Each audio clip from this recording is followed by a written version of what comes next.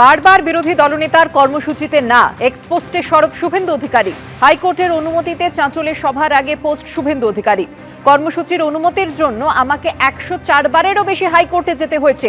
2021-এর ভোটের পর থেকে কর্মসূচির অনুমতির জন্য 104 বারেরও বেশি হাইকোর্টে যেতে হয়েছে আমায়। তৃণমূলের আমলে বারবার আমার কর্মসূচির অনুমতি দেয়নি পুলিশ।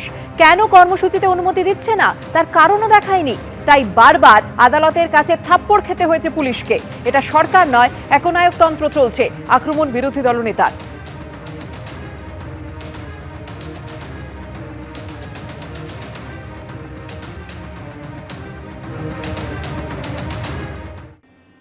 রাজ্যে বিধানসভা নির্বাচনের আগে ভোট চুরির অভিযোগ তুললেন অভিষেক বন্দ্যোপাধ্যায়। পাশাপাশি বললেন, কংগ্রেস ভোট চুরি ধরতে পারলে বিহার, দিল্লি, মহারাষ্ট্রে বিজেপি জিততে পারত না। পাল্টা বিজেপি তৃণমূলের আঁতাতের অভিযোগ তুলে আক্রমণ শানিয়েছে কংগ্রেস। বিহারে বিধানসভা ভোটের সময় তথ্য পরিসংখ্যান সামনে এনে নির্বাচন কমিশনের বিরুদ্ধে ভোট চুরির বিস্ফোরক অভিযোগ তুলেছিলেন রাহুল গান্ধী। সরাসরি প্রধানমন্ত্রী, স্বরাষ্ট্রমন্ত্রী এবং মুখ্য নির্বাচন কমিশনারের বিরুদ্ধে সরব হয়েছিলেন লোকসভার দলনেতা ও কংগ্রেস সাংসদ। लोकतंत्र पर आक्रमण हो रहा है, अंबेडकर जी के कॉन्स्टिट्यूशन पर आक्रमण हो रहा है और डायरेक्टली मोदी जी, अमित शाह जी और ज्ञानेश जी जॉइंटली पार्टनरशिप बना के कर रहे हैं और इससे देश का बहुत नुकसान हो रहा है, भारत माता का नुकसान हो रहा है, डैमेज हो रही है। मेन मुद्दा वोट चोरी का है और एसआईआर उसको अब कवर अप करने का है और इंस्टीट्यूशनलाइज करने का। কিন্তু শেষ পর্যন্ত বিহারে বিপুল ভোটে জয়ী হয়েছে এনডিএ। পশ্চিমবঙ্গেও কয়েক মাস পর নির্বাচন, তার আগে চলছে এসআইআর। এই আবহে ভোট চুরির অভিযোগে বিজেপিকে নিশানা করতে গিয়ে কংগ্রেসকে দোষেছেন অভিষেক বন্দ্যোপাধ্যায়। चोरी वोटर लिस्ट में हो रहा है। अगर कोई पॉलिटिकल पार्टी कांग्रेस ये पकड़ लिया होता, हरियाणा से, महाराष्ट्र से, न्यू दिल्ली से, बिहार से, चारों स्टेट में बीजेपी हारी। आम आदमी पार्टी दिल्ली में पकड़ नहीं पाया, बिहार में आरजेडी कांग्रेस पकड़ नहीं पाया, इसलिए बीजेपी 88% का स्ट्राइक रेट लेके जीता है। পাল্টা বিজেপির সঙ্গে আঁতাতের অভিযোগ তুলে তৃণমূলকে বিঁধেছে কংগ্রেস। तो ये जो भतीजे है बंगाल के, और राहुल गांधी जी की जो दिखाए हुए राह उसको अपनाते हुए और नकली करने में जुट गए हैं। अभी इस बार भी ईसीआई गए और निकलते ही वो कांग्रेस को गाली देने की उनको याद आई। राहुल गांधी को दिखाए हुए सारे जो मुद्दा थे, सारे जो शिकायत थे, उनको नकली करते हुए वो खुद को कुछ समझने लगे हैं। असलियत में बीजेपी के खिलाफ बात उनसे उनकी मुंह से नहीं निकलते। আচ্ছা, অভিষেক বন্দ্যোপাধ্যায় কংগ্রেসকে আক্রমণটা কোথায় করেছেন? কংগ্রেসের ভুলটা ধরিয়ে দেওয়া যাবে না? আর কংগ্রেসের আক্রমণ করার জন্য কংগ্রেসের মধ্যেই তার ওয়ার্কিং কমিটির নেতারাই তো বসে আছে। ওখানে দিগ্বিজয় সিং থেকে শুরু করে ওখানে যা যা খেলা চলছে, তো তার জন্য আবার বাইরে থেকে লোক লাগবে নাকি? আর অভিষেক বন্দ্যোপাধ্যায় কি বলেছেন? বলেছেন এই যে ভোটার লিস্টে কারচুপি মহারাষ্ট্রে করেছে বিজেপি, দিল্লিতে করেছে, হরিয়ানায় করেছে, এগুলো তো তখনই ধরা উচিত ছিল কংগ্রেসের। ধরতে পারেনি বলে বিজেপি স্টেটগুলো জিতেছে। সব মিলিয়ে বিধানসভা নির্বাচনের আগে ভোট চুরির অভিযোগ ঘিরে তপ্ত রাজ্য রাজনীতি। আশাবুল হোসেন, এবিপি আনন্দ। বিধানসভা ভোটের মুখে দেশের প্রথম বন্দে ভারত স্লিপার ট্রেন পাচ্ছে পশ্চিমবঙ্গ। বৃহস্পতিবার রেলমন্ত্রী অশ্বিনী বৈষ্ণব জানিয়েছেন, 17 বা 18 জানুয়ারি হাওড়া গুয়াহাটি বন্দে ভারত স্লিপারের উদ্বোধন করতে পারেন প্রধানমন্ত্রী। আর এদিকে এই নিয়ে শুরু হয়েছে রাজনৈতিক তরজা। চলছে এসআইআর এর শুনানি, তারপরই পশ্চিমবঙ্গে বিধানসভা ভোট। তার ঠিক আগে দেশের প্রথম বন্দে ভারত স্লিপার ট্রেন পাচ্ছে পশ্চিমবঙ্গ।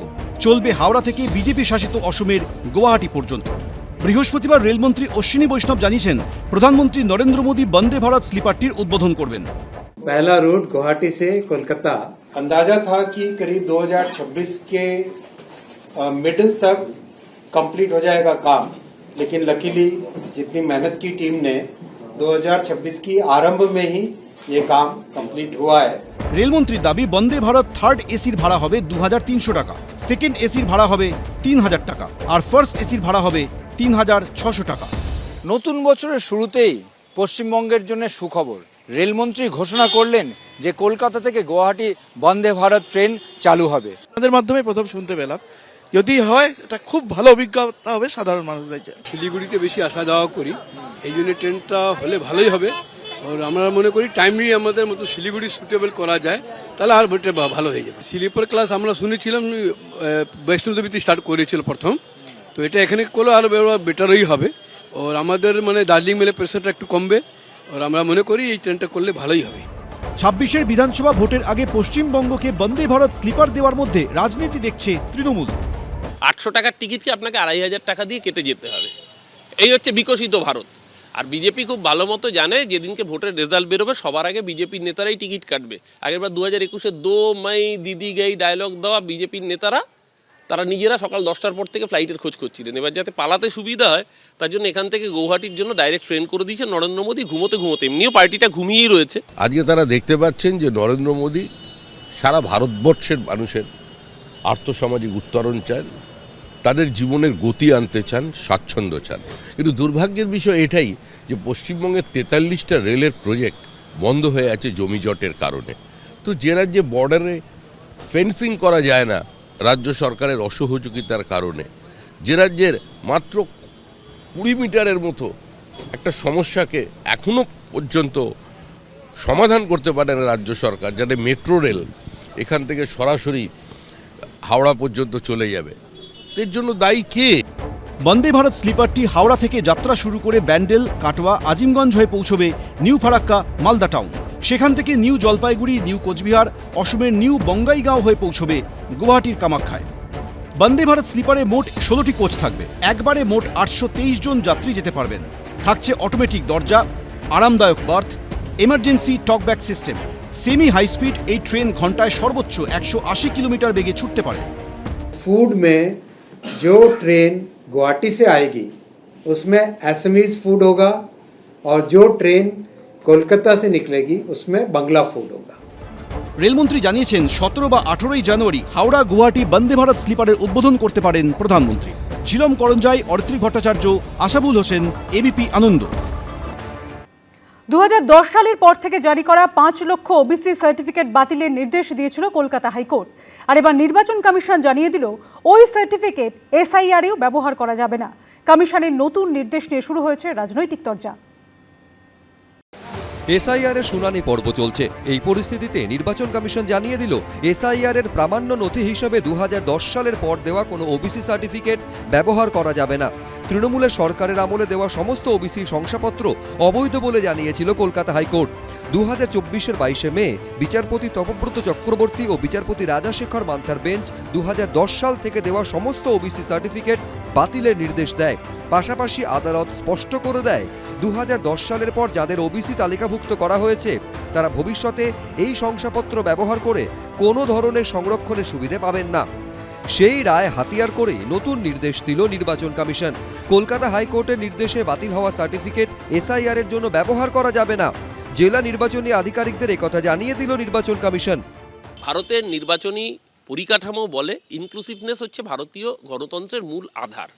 সেখানে এই নির্বাচন কমিশন কাজটা করতে চাইছে এক্সক্লুসিভনেসে, অর্থাৎ যত বেশি সংখ্যক মানুষকে ভোটারের আওতা থেকে বাদ দিয়ে দাও। এসআইআর একটা অসভ্যতামি ছাড়া কিছুই না। বিজেপির হয়ে দালালি করার জন্য নির্বাচন কমিশন এই কাজ করছে, তার বিভিন্ন অছিলায়। তারই একটা অজুহাত হচ্ছে এই ওবিসি সংক্রান্ত সার্টিফিকেট। এদের উদ্দেশ্য হচ্ছে সংখ্যালঘুদের হয়রানি করা, সংখ্যালঘুদের নাম বাতিল করা। তৃণমূল কংগ্রেস ওবিসির নামে একদল মুসলমান সম্প্রদায়ের লোককে ওবিসি বানিয়ে ঢুকিয়ে দিয়েছিল এবং তাদের রাতারাতি কার্ডও ইস্যু করে দিয়েছিল। কলকাতা হাইকোর্ট সেই তালিকা আগেই বাতিল করে দিয়েছিল। অতএব হাইকোর্ট যে পরিষ্কার আদেশ দিয়েছে ইলেকশন কমিশনকে, সেই আদেশ বর্ণে বর্ণে কার্যকর করার জন্য ইলেকশন কমিশন তৎপর রয়েছে এবং আমরা এই আদেশকে স্বাগত জানাচ্ছি। নির্বাচন কমিশনের নতুন নির্দেশিকা নিয়ে রাজনৈতিক আকচাকচি তুঙ্গে উঠেছে। রুমা পাল, সৌমিত্র রায়, শিবাশিস মৌলিকের রিপোর্ট, এবিপি আনন্দ। এবিপি আনন্দ, এগিয়ে থাকে, এগিয়ে রাখে।